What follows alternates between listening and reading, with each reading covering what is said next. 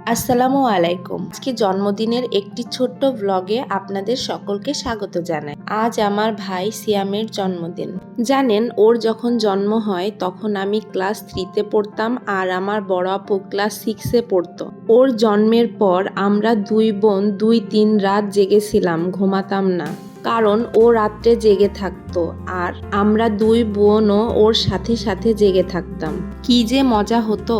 আমরা দুই বোন ওকে কোলে পিঠে করে মানুষ করেছি। আজ ওর জন্মদিনের দিন আমার বড় আপু নেই, কারণ আমার দুলাভাইয়ের খুব শরীর খারাপ। সেই কারণে আমার আপু, দুলাভাই, আরাব কেউই আসতে পারেনি, কারণ ওরা ঢাকায় ছিল।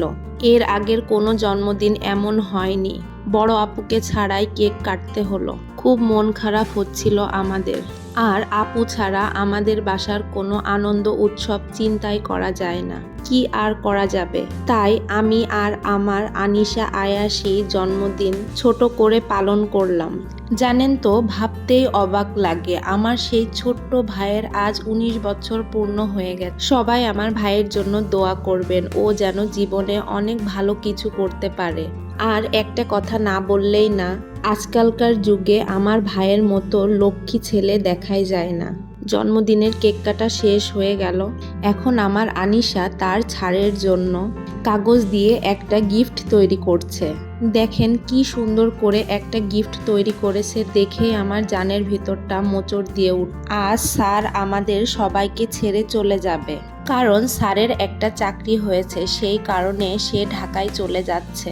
এখন কি আর করার, কিন্তু আনিশা সেটা মেনেই নিতে পারছে না। ও খুবই কান্নাকাটি করছে। স্যারকে ও অনেক ভালোবাসে, কারণ সেই ছোট্টবেলা থেকে স্যারের কাছে ও পড়ছে। স্যারও যেমন আনিশাকে ভালোবাসতো, আনিশাও তেমন তার স্যারকে চোখে হারাতো। স্যার আর আনিশার চোখ দেখেই বুঝতে পারছেন তারা দুইজন কতটা কষ্ট পাচ্ছে। আর আনিশার স্যারকে আমি নিজের ছোট ভাইয়ের মতন দেখতাম। আজকের ভিডিওটি আপনাদের কাছে কেমন লাগলো অবশ্যই জানাবেন।